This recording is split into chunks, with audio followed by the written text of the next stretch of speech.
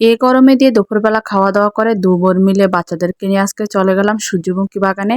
আর এই বাগানটা কোথায় আপনারা এত রিকোয়েস্ট করেছেন বাগানের ডিটেইলসটা দেওয়ার জন্য, মানে লোকেশনটা দেওয়ার জন্য। আজকের ভিডিওতে কিন্তু আপনাদেরকে লোকেশনটা দিয়ে দেব। আসসালামু আলাইকুম এভরিওয়ান, সবার কি অবস্থা, কেমন আছেন? আশা করি সবাই ভালো আছেন। ভিডিওটা দিতে একটু দেরি হয়ে গেল।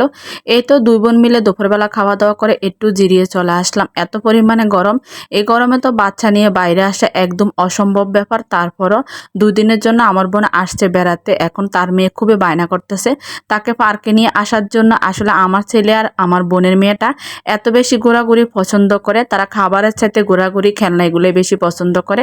তো আমার শরীরটা একদমই ভালো না, গরমে দিয়ে বাইরে আসতে খুব বেশি কষ্ট হচ্ছে। তারপরও চলে আসলাম। মাঝে মধ্যে না বাচ্চাদেরকে একটু বাহিরে না নিলে বাচ্চাদের মন মানসিকতা আসলে ঠিক থাকে না। এই তো আমরা চলে আসলাম কুমিল্লা ফান টাউনে। অনেকে হয়তো এই নামটা শুনেছেন, অনেক ভাইয়েরা হয়তো জানেন না, যারা কুমিল্লার বাইরে থাকে অনেকে আসলে লোকেশনটা বলতে পারেন না। আমি কিন্তু গেটে ঢোকার আগে কিন্তু ভালো করে আপনাদেরকে ভিডিওটা দেখেছিলাম। এটা হচ্ছে কুমিল্লার টমসন ব্রিজ এসে ইপিজেড ১ নম্বর গেট দিয়ে হয়ে ডুলিপাড়া দিয়ে আসতে হয়। আপনারা টমসন ব্রিজ এসে নেমে যে কোনো অটো ড্রাইভারকে বলবেন যে আপনারা ফান টাউনে আসবেন। এটা এখানে একটাই পার্ক, তেমন পার্ক নাই। এটা পার হয়ে কিন্তু ইকো পার্ক আছে সামনে। চাইলে যারা ঘুরতে পছন্দ করেন বা যারা ট্যুরিস্টে আসতে চান বা অনেকে আছেন ব্লগিং করেন, অনেকে ভিডিও বানাতে চান ঘুরে ঘুরে, তারা চাইলে কিন্তু আসতে পারবেন। খুবই নিরিবিলি একটা পরিবেশ, এত সুন্দর নিরিবিলি পরিবেশ, এখানে তত একটা মানুষ থাকে না। পার্কটার মধ্যে ঢুকতে গেলে আপনাকে মাত্র ৫০ টাকার টিকিট কেটে ঢুকতে হবে। টিকিটের দাম তত একটা বেশি না। আর বেশিরভাগ এই পার্কটা ইউজ করা হয় বিভিন্ন অনুষ্ঠানের জন্য, বিভিন্ন অকেশনের জন্য, বিভিন্ন প্রোগ্রামের জন্য, আসলে পিকনিকের জন্য, বিভিন্ন অফিসিয়াল যে প্রোগ্রামগুলো হয় সেগুলো কিন্তু এখানে করানো হয়। এত নিরিবিলি। আর সামান্য কয়টা রাইটার আছে, তাও কিন্তু অনেক সুন্দর। রাইটারগুলোও কিন্তু ৫০ টাকার মধ্যে কিন্তু রাইটারগুলো চড়া যায়। তো আমরা আজকে আসছিলাম, মানুষ একদমই নাই বললেই চলে, কারণ এত পরিমাণে গরম। কালকে রাত্রে কিন্তু তাদের কিছু প্রোগ্রাম ছিল, রাতের বেলাও কিন্তু তাদের এখানে প্রোগ্রাম হয়। আমি কিন্তু কয়েকবার অনেকটা প্রোগ্রামে এসেছিলাম। আজ থেকে ২-৩ বছর আগে কিন্তু আমি অনেকবারে কিন্তু আসতাম এখানে, কিন্তু মাঝখান দিয়ে অনেক বছর আসা হয় না। এটা কিন্তু আমার বাসার কাছে, বেশি একটা দূরে না। আসলে আমাদের এলাকাতে ভিতরে এত সুন্দর সুন্দর পার্ক আছে, আসলে আমি সময়ের অভাবে কখনো আপনাদের সাথে ব্লগিং করে সেগুলো শেয়ার করতে পারি না। তো ভিডিওর মাঝখানে মাঝখানে কিন্তু আপনাদেরকে রাইটারগুলো দেখিয়ে দিলাম। আমাদের ছেলেমেয়েরা তো এখানে এসে অনেক বেশি খুশি, কারণ এত পরিমাণ গাছগাড়া, ফুলের গাছ, খুবই নিরিবিলি, আর তত একটা রোদও নাই, ছায়া ছায়া ভাব। এইসব পরিবেশে কিন্তু বাচ্চাদেরকে নিয়ে আসলে বাচ্চারা ভালো মতো এনজয় করতে পারে। তো এখানকার পরিবেশটা আমার একদমই ভালো লাগে। আর পার্কটা তত বেশি বড় না, ছোটখাটোর মধ্যে একটা পার্ক হলো, অনেক বেশি সুন্দর, পরিবেশটা অনেক ভালো। আর একদমই সিকিউরিটি গার্ড আছে, যে কোনো সমস্যা নাই। বাইরের উল্টাপাল্টা ছেলে মেয়ে ঢোকার কোনো চার্জে নাই। এখানে যত ফ্যামিলি যে আসুক না কেন, তারা কিন্তু ওইভাবে ভদ্রতা বজায় রেখে কিন্তু পার্কে বসে গল্প করে, কথা বলে।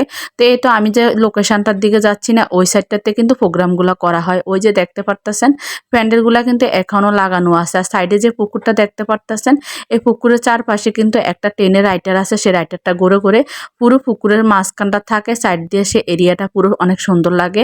এত পরিমাণে গাছ, আগে যখন এসেছিলাম গাছগুলো না অনেক ছোট ছিল, এখন তো বিশাল বড় বড় ফল গাছ হয়ে গেছে। আর এখন না অনেক বেশি ছায়া। পার্কটার মধ্যে তত একটা গরম লাগে না, আসলে ঠান্ডাই লেগেছে।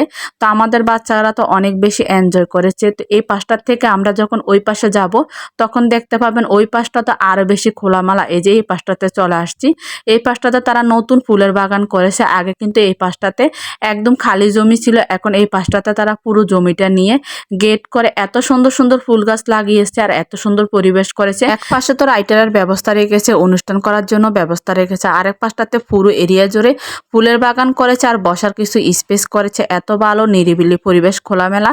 তো আমাদের বাচ্চারা তো এখানে এসে আরো বেশি আনন্দ করতেছে। তাদেরকে তো পুরো একদম স্বাধীনতা দেওয়া হয়েছে, তারা ইচ্ছা মতো ২ ভাই বোন মিলে খেলা করেছে।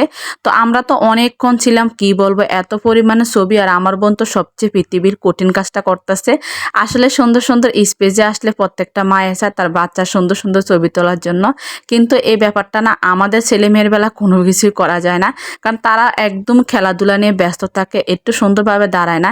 একটা ছবি তোলার জন্য যে কি পরিমাণ কষ্ট করছি কি বলবো। আমার বোন তো অনেকক্ষণ যাবত চেষ্টা করতেছে সুন্দর সুন্দর ছবি তোলার জন্য, কিন্তু তারা তো এত পরিমাণে দূরে দূরে নিয়ে ব্যস্ত, কি আর বলবো। আমরা কিন্তু অনেক সময় কাটিয়েছি ওখানে। ওখানে কিন্তু অনেক সুন্দর সুন্দর ছবি তোলার স্পেস আছে। আপনারা চাইলে কিন্তু ঘুরে আসতে পারেন, যারা কুমিল্লার বাইরে আছেন, যারা আমার কাছে জানতে চাইছেন ঠিকানাটা কোথায় কিংবা লোকেশন কোথায়, আপনারা চাইলে কিন্তু পরিবার নিয়ে, বাচ্চাদের নিয়ে এত সুন্দর একটা জায়গাতে এসে ঘুরতে পারেন। অনেক ভাইয়েরা আছেন ব্লগিং করেন, ওখানে গিয়ে কিন্তু আমার অনেক ব্লগিংদের আপুদের সাথে দেখা হয়েছে, অনেকে কিন্তু ভিডিও করতে এসেছে। এখান থেকে একটু সামনে গেলে কিন্তু আপনারা কুমিল্লা যে ইকো পার্কের নাম শুনেছেন সেটাও দেখতে পারবেন, সেটাও কিন্তু অনেক সুন্দর নিরিবিলি। আপনারা যারা ব্লগিং করেন, বিভিন্ন ছবি করেন, ফটোগ্রাফি করেন, তারা চাইলে কিন্তু এখানে এসে সুন্দর সুন্দর পিকচারগুলা কিন্তু তুলতে পারবেন। এত সুন্দর সুন্দর জায়গা আছে। আগের থেকে তো পার্কটা অনেক বেশি বড় করা হয়েছে, আগে কিন্তু একটু ছোট স্পেস ছিল, এখন তারা পাশে জায়গা নিয়ে কিন্তু ভালো স্পেস করেছে, এত সুন্দর বাগান করেছে। বাগানের ভিতরে সুন্দর সুন্দর বসার জায়গাও কিন্তু তৈরি করেছে। তো চাইলে আরো উন্নত করবে তারা অনেক সময় নিয়ে। তো বাগানটা কিন্তু আমার ভীষণ ভালো লেগেছে।